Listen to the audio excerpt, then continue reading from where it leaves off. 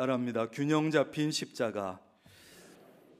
십자가면 십자가지 무슨 균형 잡힌 십자가냐.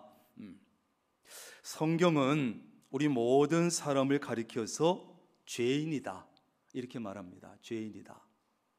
그리고서 죄를 지은 죄인은 사망, 다시 말해서 영원히 죽는 길밖에는 다른 길이 없다 이렇게 말씀합니다. 그러면서도 또 다른 성경에 보면 너희 죄가 아무리 크다고 해도 그 죄가 눈과 같이 양털같이 희게 되리라 이렇게도 말씀했어요. 아니 왜 하나님의 말씀인 성경이 똑같은 성경 속에 있는 말씀이 앞뒤가 안 맞습니까? 예수님도 분명히 사람이 죄를 지었으면 죄 지은 대가를 반드시 치러야 한다 이런 말씀도 하셨는데, 그런데 어느 날 사람들이 간음하다가 현장에서 잡힌 여자를 데리고 와서 돌로 쳐서 죽이려고 합니다. 그런데 예수님은 두 손에 돌을 들고 의기양양하게 서 있는 그 사람들을 향해서 이렇게 말씀하십니다. 너희 중에 죄 없는 자가 있냐? 혹시 죄 없는 자가 있냐? 그러면 그 사람부터 돌로 치라 이렇게 말씀하는 거예요. 이 말씀 한마디로 돌에 맞아 죽어도 마땅한 그 여자를 주님은 살려주시고 용서해 주셨어요. 어째서? 죄의 대가는 반드시 치러야 한다고 했는데 이 여인은 죄의 대가를 전혀 치르지도 않았는데 용서받을 수 있었을까? 그 답은 바로 예수님의 십자가에서 찾을 수 있는 거예요. 어디서 찾는다고요? 십자가에서. 왜 이 여인은 그 당시로서는 돌에 맞아 죽어도 싼데 돌에 맞아 죽지 아니하고 용서받으셨을까? 죄의 대가를 치르지도 않았는데 용서받았느냐? 십자가 때문이에요. 예수님은 십자가 위에서 마지막으로 말씀하십니다. 다 이루었다. 다 이루었다. 이 말은 그 당시에 빚을 지고 있던 사람이 원금과 이자를 전부 다 갚았을 때 쓰는 용어예요. 다 갚았다. 예수님의 십자가는 모든 것을 다 갚은 십자가인 줄로 믿습니다. 무엇을요? 돌에 맞아 죽어야 될 이 여자의 죄값을 예수님이 대신 다 갚아주셨고, 그 여자의 죄만이 아니라 지금 우리의 죄값도 예수님께서 십자가의 죽음을 통해서 대신 다 갚아주셨어요. 우리 인간의 입장에서 보면 나의 죄에 대해서 우리는 아무런 대가를 지불하지 않았어요. 그런데 하나님의 입장에서 보면 가장 비싼 값을 치르신 것이죠. 왜?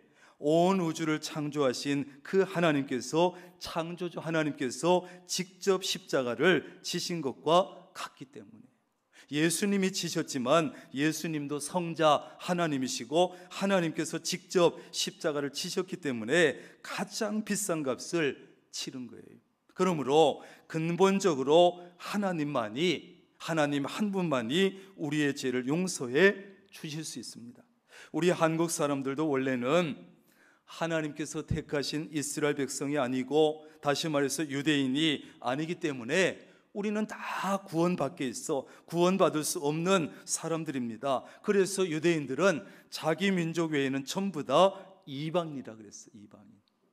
여러분, 이방인이라고 하는 말은 하나님께서 주시는 구원의 특권을 받지 못한 구원 밖에 있는 소외된 사람, 아주 경멸하고 무시하는 말이에요. 저것들은 지옥에 갈 사람들.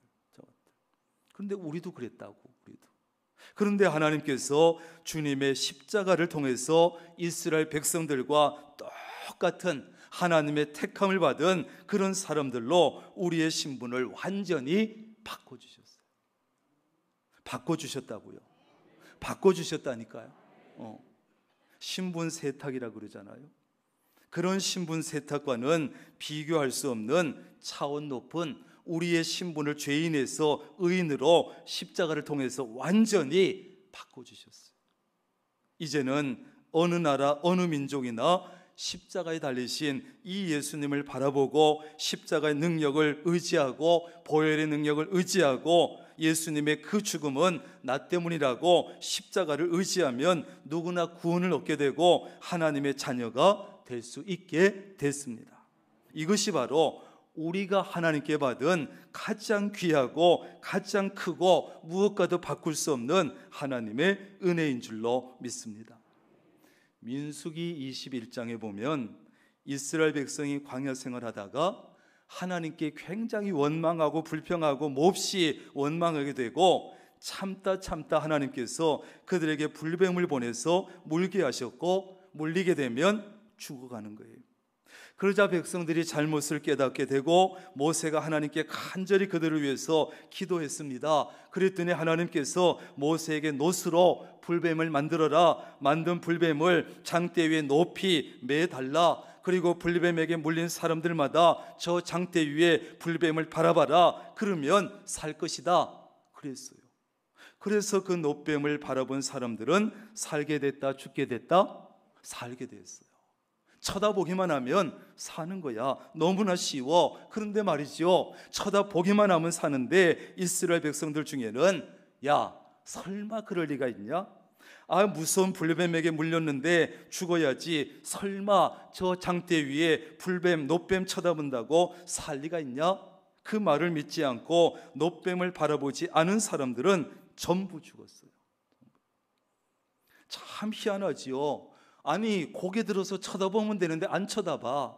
쳐다보면 산다는데 고개를 안 들어. 지금도 말이죠, 예수 믿으라 그러면 안 믿어. 예수 믿으면 천국 간다는데 안 믿어. 왜? 너무 쉬운 거예요. 너무 쉬운 거예요. 그러니까 안 믿어. 설마 장대 위에 매달린 이 불뱀은 바로 십자가 위에 높이 매달려 돌아가신 예수님을 상징합니다. 하나님은 죄 때문에 죽을 수밖에 없는 우리를 위해서 예수님을 십자가에 매다셨어요. 그리고 누구든지 저 십자가에 매달린 예수님이 나를 위해서 죽었다, 내 죄 때문에 죽으셨다, 이것을 믿는 사람은 영원히 죽지 않고 천국에 들어갈 것이라고 약속하셨어요. 그런데 말이죠, 사람들 중에는 나는 절대 죄가 없어, 나는 죄가 없어, 그까지 예수 믿는다고 천국에 들어갈 수 있어? 나는 지금도 틈만 나면 죄 짓는데 예수 믿는다고 내가 천국에 들어가? 그럴 리가 없어. 그래서 예수님을 믿지 않는 사람들은 장대 위에 불뱀을 바라보지 않은 사람들처럼 영원히 죽을 수밖에 없는 거예요. 이게 우리 기독교 복음이에요. 너무나 쉬워서 사람들이 예수를 안 믿어요. 전 세계 어디에나 언제나 십자가는 높이 솟아있지만, 그러나 십자가를 나와 관계 있는 것으로 바라보고 믿는 사람만 십자가의 능력을 맛보게 될 줄로 믿습니다. 만일 예수님의 십자가 없이 그 어려운 율법 613개의 율법 모두 지켜야 된다, 완벽하게 지켜야 구원을 얻을 수 있다면 우리 중에 구원받을 수 있는 사람이 몇 명이나 되겠냐고. 여러분 자신 있습니까? 613가지 율법 완벽하게 지킬 자신 있어요? 그러나 이제는 예수님의 십자가만 바라보면 그 십자가는 나를 위한 십자가라는 사실을 믿기만 하면 아주 간단하게 구원 얻을 수 있게 되었다는 거예요. 이 간단하니까 안 믿는다니까 사람들이. 설마 그럴 리가 있냐? 우리는 보통 예수님께서 나를 위해서 십자가에 달려 돌아가셨다 이렇게 말하고 끝나는데, 그러나 사실은 예수님만 십자가에 달려 죽은 것이 아니라 예수님께서 십자가에 못 박혀 죽으실 그때 우리의 옛사람, 나의 옛사람도 십자가에 못 박혀 죽은 줄로 믿습니다. 그리고 예수님께서 사흘 만에 그 어둡고 냄새나고 더러운 무덤에서 다시 살아나실 때 그때 우리도 예수님과 함께 밝고 깨끗하고 그리스도 향기가 나는 새 사람으로 다시 살아난 줄로 믿습니다. 우리는 새 사람이라고. 새 사람. 우리 예수님은 단 한 번 십자가에 못 박히셨지만 우리는 평생 동안 저 십자가와의 관계를 맺고 살아야 돼요. 십자가의 관계. 어떻게 하는 것이 그러면 십자가와 관계를 맺고 사는 것인가? 그것은 날마다 날마다 십자가 위에 나의 잘못된 것을, 나의 옛사람을 못 박는 거예요.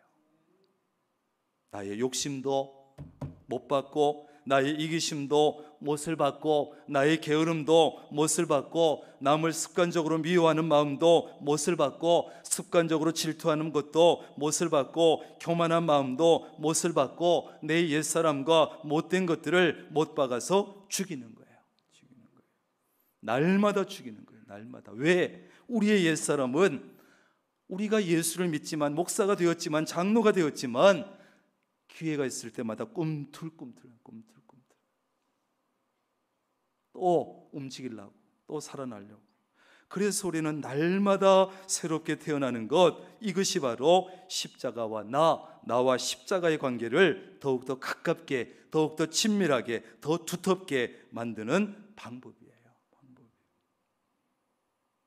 우리 예수님이 십자가를 통해서 하신 일 가운데 하나는 하나님과 우리 사이에 놓여있는 이 죄라고 하는 너무나 두껍고 높은 담을 헐어주신 것.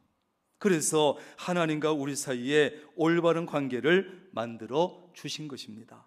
또 한 가지는 하나님과 나만이 아니라 나와 다른 사람들 사이에도 평화로운 관계, 올바른 관계를 만들어 주시기 위한 거예요. 그래서 십자가는 세로가 있고 가로막대가 있어요. 두 가지가 만나야 온전한 십자가, 균형 잡힌 십자가가 돼요. 저는 십자가 얘기만 나오면 생각나는 이야기가 있어서 잘 합니다. 옛날에 했을지도 몰라요. 어느 여자 집사님이 목욕탕에 가서 한참 막 때를 밀고 목욕을 하고 있는데요, 그런데 바로 옆에서 목욕하던 두 여자가 싸움이 붙었어요. 이런 여자는 세 글자로 뭐라 그러죠? 예편내라 그러죠. 이렇게 싸우는 여자는 여편내라 그래요. 자, 그래서 두 여자가 싸움이 붙었는데 별거 아니에요. 비누가 네 거니 내 거니, 비누가 네 거니 내 거니 하면서 시비가 붙었고 목소리가 점점 더 커지더니 마침내 두 여자는 벌거벗은 몸으로 서로 머리채를 휘어잡고 소리 지르면서 목욕탕 바닥을 뒹굴면서 싸우는 거예요. 거기까지도 좋았는데 이 여자 집사님이 가만히 두 여자를 보니까 두 여자의 목에서 뭔가 반짝거리는데 자세히 보니까 십자가 목걸이. 이 여집사님이 그걸 보다가 너무 부끄러워서 얼굴이 막 화끈거려가지고 자기 목에 걸고 있던 십자가 목걸이를 얼른 벗어서 숨겼대요.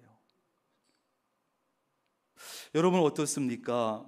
여러분 십자가 목걸이를 걸지를 말든지, 차에다가 십자가를 대롱대롱 매달고 다니지 말든지, 십자가를 걸었으면 그리스도인답게 행동하든지 할 것이지, 그게 뭡니까? 그게 뭐예요?